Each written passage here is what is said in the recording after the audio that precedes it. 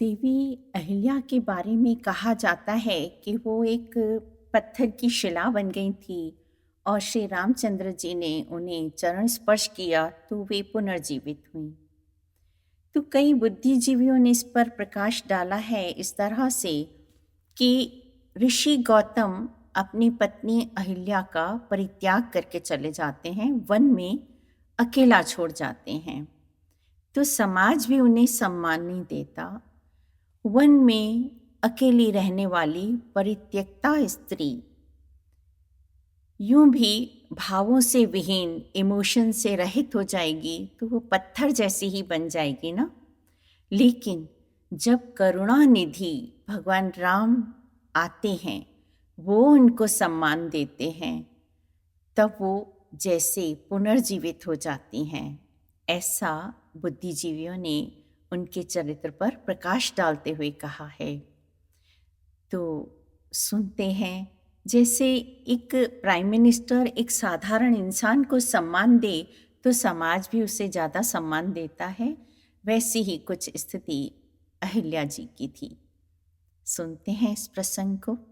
सद्गुरुदेव से प्रार्थना कि अपना आशीर्वाद भरा हाथ मेरे मस्तक पर रखें और माँ सरस्वती जी से निवेदन कि मेरे कंठ में विराजित हो, ताकि रामायण और रामचरितमानस का पाठ मैं उचित तरीके से कर पाऊँ। अगली सुबह दल ने विदेह राज्य की ओर प्रस्थान किया। महाराज जनक की राजधानी मिथिला की सीमा पर पहुंचने पर भगवान राम ने एक निर्जन कुटिया देखी। जब उन्होंने विश्वामित्र से उनके विषय में पूछा, तब ऋषि ने बताया यह पहले गौतम ऋषि का आश्रम था, जो यहाँ अपनी पत्नी अहिल्या के साथ तपस्या करते थे। एक बार यह जानकर कि ऋषि गौतम आश्रम से बाहर गए हुए हैं, देवराज इंद्र ऋषि जैसा वेश बनाकर आश्रम में गए। जब गौतम ने इंद्र को अपने वेश में देखा, इंद्र का सिर शर्म से झुक गया। वे उनके दुर्व्यवहार को और प्रकृति को भली भांति समझ गए और ऋषि ने अत्यंत क्रोधित होकर इंद्र को श्राप दिया, अरे कामी मूर्ख, इस घृणित कृत्य के दंड स्वरूप तुम्हारा पुरुषत्व अभी के अभी नष्ट हो जाए।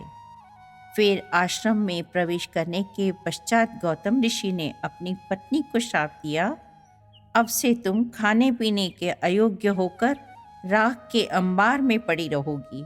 इस प्रकार अहिल्या पत्थर के स्तंभ में परिवर्तित हो गई।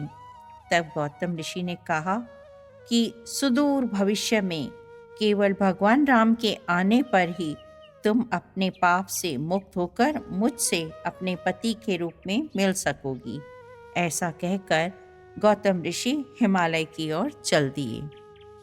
कथा सुनाकर विश्वामित्र ने भगवान राम को गौतम ऋषि के आश्रम में प्रवेश करने के लिए आमंत्रित किया।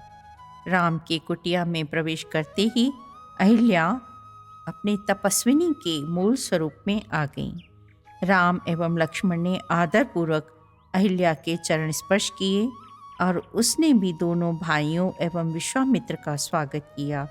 तब गौतम ऋषि पुनः अपनी पत्नी से मिलने आए और उन्होंने आदरपूर्वक भगवान राम एवं लक्ष्मण की पूजा की।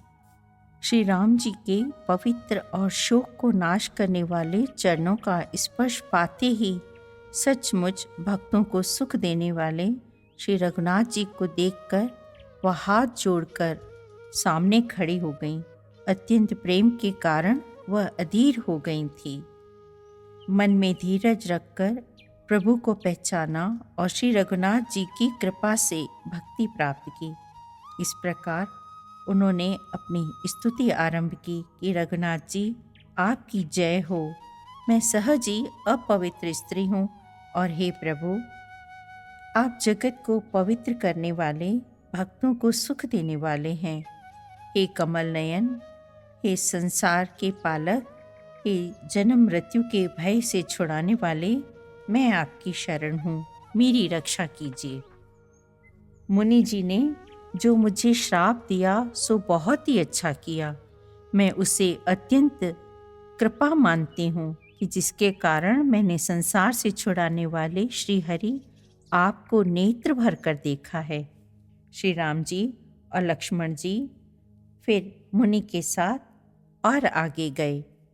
नगर की सुंदरता का वर्णन करते नहीं बनता था। वो मिथिला नगर में पहुंच चुके थे और सारे बाजार बड़े सुंदर सजे हुए थे। मणियों से बने हुए विचित्र छज्जे मानो ब्रह्मा ने उन्हें अपने हाथों से बनाया हो। सबके घर मंगलमय हैं और उन पर चित्र बने हुए हैं।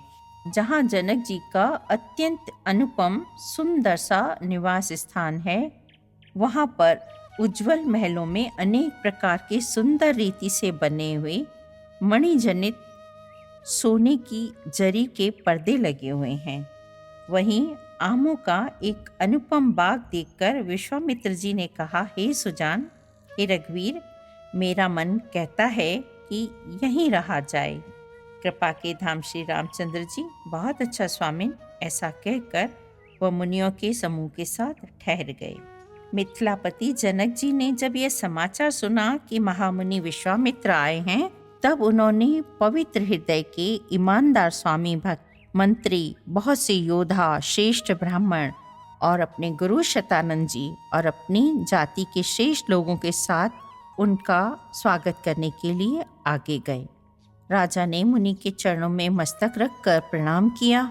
मुनियों के स्वामी विश्वामित्र जी ने प्रसन्न होकर आशीर्वाद दिया। फिर सारी ब्राह्मण मंडली को आदर सहित प्रणाम किया और अपना बड़ा भाग्य जानकर राजा बड़े आनंदित हुए।